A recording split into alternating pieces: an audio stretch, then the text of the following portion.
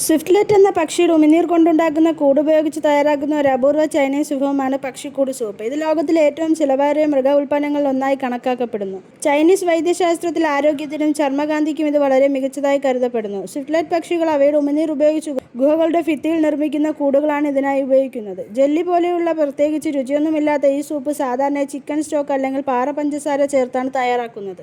ഉയർന്ന ഗുണനിലവാരമുള്ള ചുവന്ന കൂടുകൾക്ക് കിലോഗ്രാമിന് $10,000, അതായത് ഏകദേശം 8 ലക്ഷത്തിലധികം രൂപ വരെ ചിലവ് വരാം.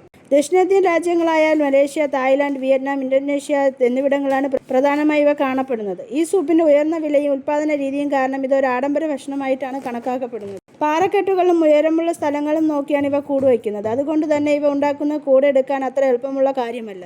അതുകൂടാതെ അതെടുത്ത ഉടനെ കഴിക്കാൻ കഴിയില്ല. അത് കഴിക്കുന്ന രീതിയിലാക്കാൻ ഒരുപാട് പ്രോസസ്സുണ്ട്. ഒരുപാട് ഔഷധ ഗുണമുള്ളത് കൊണ്ടും അതെടുക്കാൻ പ്രയാസമുള്ളത് കൊണ്ടുമാണ് അതിൻ്റെ വില കൂടുതലായിരിക്കുന്നത്. നിങ്ങൾ ഈ പക്ഷിയെ പറ്റി കേട്ടിട്ടുണ്ടെങ്കിൽ കമൻറ്റ് ചെയ്യൂ. വീഡിയോ ഇഷ്ടമായി ലൈക്ക് ചെയ്ത് ചാനൽ സബ്സ്ക്രൈബ് ചെയ്യൂ.